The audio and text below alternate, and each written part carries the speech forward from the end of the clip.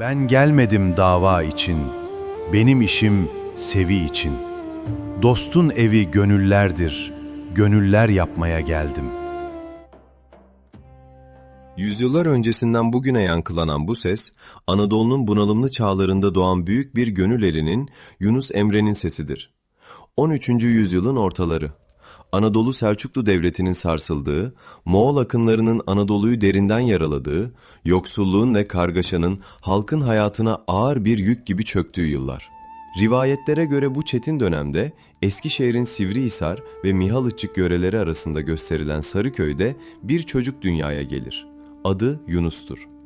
Onun çocukluğu ve gençliği hakkında kesin bilgiler azdır. Fakat anlatılar Yunus'u toprağa bağlı, kendi halinde yoksul bir Anadolu insanı olarak tanıtır.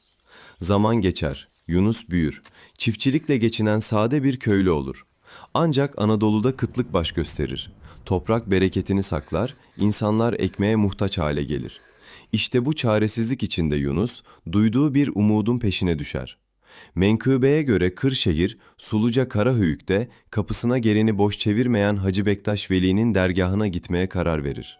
Eli boş varmak istemez. Dağdan topladığı alıçları heybesine doldurur, uzun bir yolculuktan sonra o ulu dergaha ulaşır. Hoş geldin Yunus. Söyle bakalım, yorulup dağdan topladığın bu alıçlar için bizden ne istersin? Getirdiğin her alıç tanesi için sana bir nefes mi verelim, yoksa buğday mı? Erenler Sultanı. Nefes karın doyurmaz. Köyde açlık var. Benim heybeme buğday gerek. İyi düşün Yunus. Ya her alıç tanesine 10 nefes versek? Söyle, gönlün mü doysun, miden mi? Eksik olmayın Erenler Sultanı. Ama bana buğday lazım. Bizim rızkımız buğdaydadır.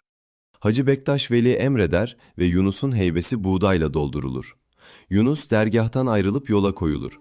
Fakat yürüdükçe heybesindeki ağırlık sırtına değil, yüreğine çöker.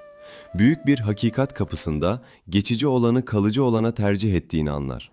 Buğdayın biteceğini, nefesin ise gönülde yaşayacağını fark eder. Aceleyle geri döner. Hacı Bektaş Veli'nin huzuruna varır. Erenler Sultanı. Ben ettim sen etme. Gaflete düştüm affeyle.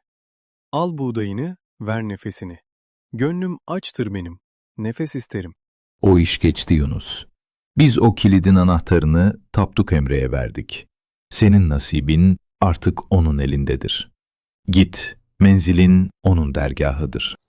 Bu söz bir köylünün iç yolculuğunda yeni bir kapının açılmasıydı. Yunus, yönünü rivayetlerde Nallıhan çevresinde gösterilen Tapduk Emre dergahına çevirir. O eşiğe vardığında boynu bükük, gönlü mahcup, içinde Hacı Bektaş'ın yaktığı ateşle doludur. Tapduk Emre'nin huzuruna çıkar, halini arz eder ve teslimiyetini sunar. Hoş geldin Yunus. Madem hakikate talipsin, önce hizmet edeceksin. Bu kapı varlık kapısı değil, yokluk kapısıdır. Burada ben diyenin yeri yoktur. Çık dağlara, dergahımızın ocağına odun taşı. Taşı ki sırtındaki yükle birlikte nefsindeki kibir de kırılsın. Ham bedenin bu ocağın ateşinde pişsin. İşte Yunus o gün benliğini o eşiğin dışında bıraktı. Nefsi terbiye etmek için verilen bu mütevazı görevi bir an olsun sorgulamadı. Menkıbe'ye göre tam 40 yıl boyunca dergaha odun taşıdı. Ama getirdiği her odun ip gibi düz, ok gibi doğruydu. Bir gün Tapduk Emre onun bu halini dile getirdi. Yunus evladım, yıllardır dağdan taştan odun taşırsın bu ocağa. Bakıyorum da getirdiğin odunların hepsi dümdüz. Koca ormanda hiç mi eğri odun yoktur? Ormanda eğri odun çoktur sultanım. Lakin burası hak kapısıdır. Bu eşeğe odunun bile eğrisi yakışmaz. Bu cevap Yunus'un gönlünde pişen sadakatin ve doğruluğun ifadesiydi. Yunus, tapduğun ocağında hamlıktan kurtulmuş, sabırla, hizmetle ve aşkla yoğrulmuştu.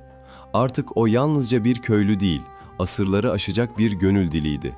Bizim Yunus'tu. Rivayetlere göre Yunus Emre, daha sonra Anadolu'yu köy köy, kasaba kasaba dolaştı. Arapça ve Farsçanın ilim, tasavvuf ve edebiyat çevrelerinde güçlü olduğu bir dönemde o hakikati en sade ve en duru Türkçe ile anlattı. İşitin ey yarenler, kıymetli nesnedir aşk. Değmelere bitinmez, hürmetli nesnedir aşk. Şiirleri kulaktan kulağa, gönülden gönüle yayıldı. Onun dili yalnızca kelimelerin dili değildi.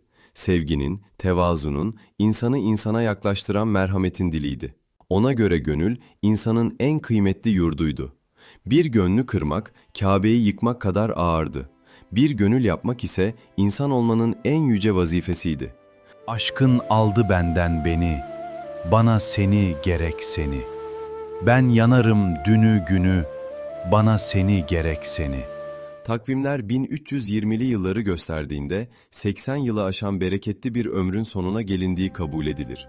Dünyaya bir garip olarak gelen Yunus, ardında asırlarca sönmeyecek bir ışık bırakarak asıl yurduna, dost dediği Hakk'a yürüdü.